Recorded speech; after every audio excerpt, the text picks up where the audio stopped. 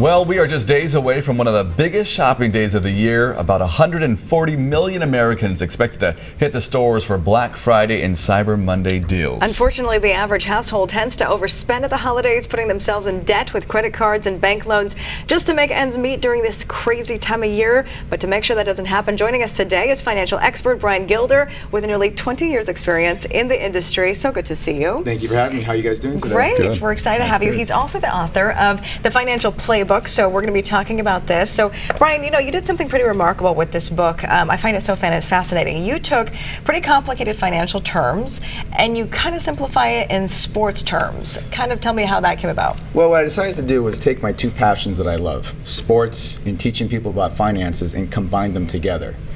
And let's face facts. Dealing with your finances is boring. I've been doing this 20 years, it's boring. Right. That's what people tell me.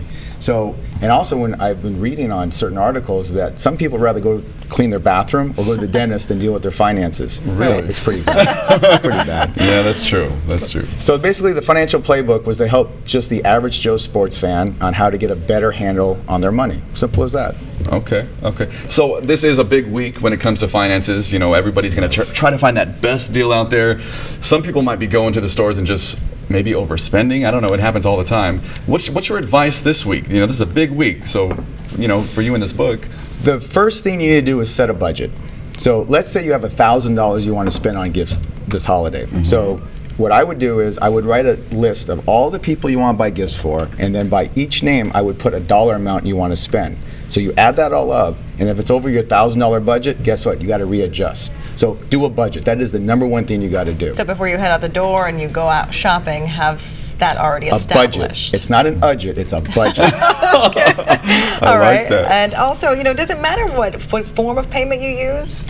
It doesn't, but reality, you should use cash. So what I would do is I would take $1,000, if that's your budget, put it in an envelope and title it Holiday Gifts. So when you go to the stores, you use that envelope of cash, and as you're buying gifts, you use the envelope. And so guess what? When that envelope has no more money left in it, you're done shopping for the holidays. Ooh, that's hard. That is hard to do. You don't want to go broke, do you? That is true. That's true. It's tough love. We put some of these bullet points up there. What was the third one? Said it's okay to say no. Is that what you said? Yeah, it's okay to say no. Remember, gifts are luxury items. They're not necessities. Your utilities, your insurance, your rent, your mortgage, that's a necessity item. You have to pay for that. Don't be afraid to cut the list or say no to your kids.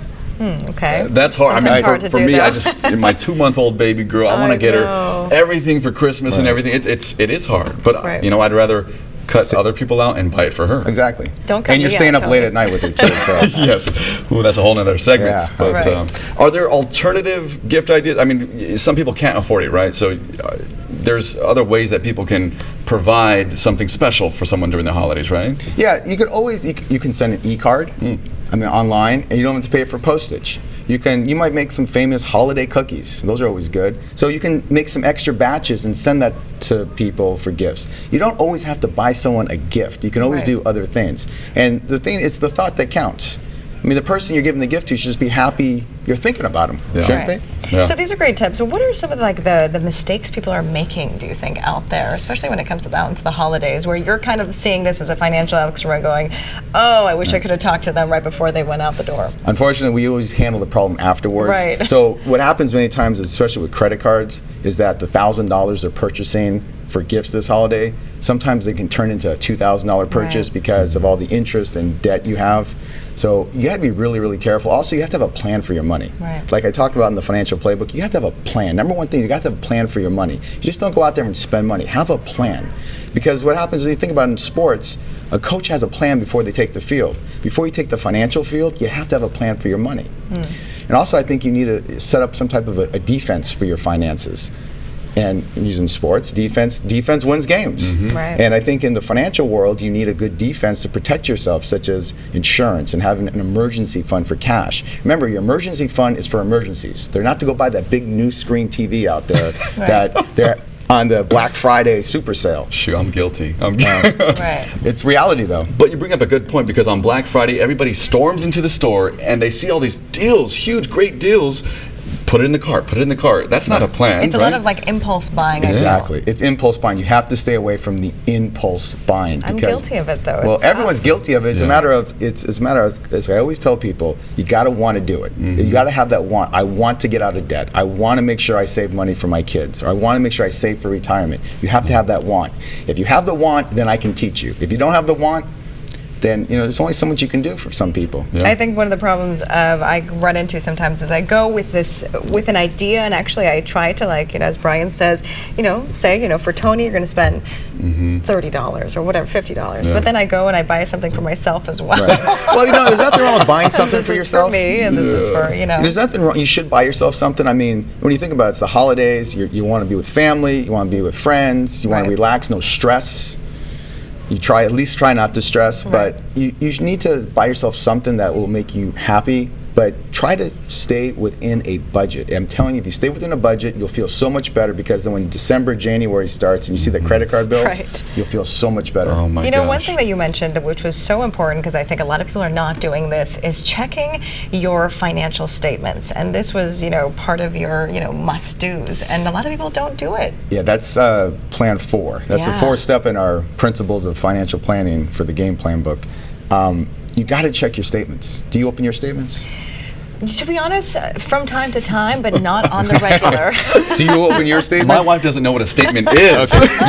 You need to open your statements. You get home There today. you go. Look at Yes. statements. No, I look. You gotta look, But- because you have to look at statements, because Yeah. especially credit cards. What if someone is charging on your card that you Yeah. don't know? Identity Yeah. theft is huge. You want to make sure that your brokerage statements, did you buy certain stocks? You want to make sure that your money is there. Yeah. Because identity theft is huge in this country. Oh yeah, especially now. I mean, it's getting kind of scary with all these things happening with technology. Yeah. It's just hard to maintain everything going on in the world. You know, And especially with the hacks that we saw, in big, Target. retailers. Oh like yeah, Target. Target, Home Depot. Yeah. I think also sometimes we need to go back to the basics, Right. basic fundamentals of actually reading a book instead of everything on. If we can't download something in 30 seconds, we Yeah. move on. Yeah. But I think if you could take the time to actually understand some basic finance, not to make you an expert, but just some basic, be on your A game when it comes to your finances. So when you lease a car, or you're applying for a mortgage or a refinance, you have those You have basic ideas, so that way you don't get taken advantage You of. have an understanding.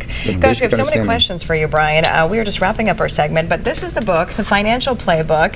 Thank you for giving us a thank copy you. so Happy that we can holidays. read it before Black read it Friday. To read it to your little one.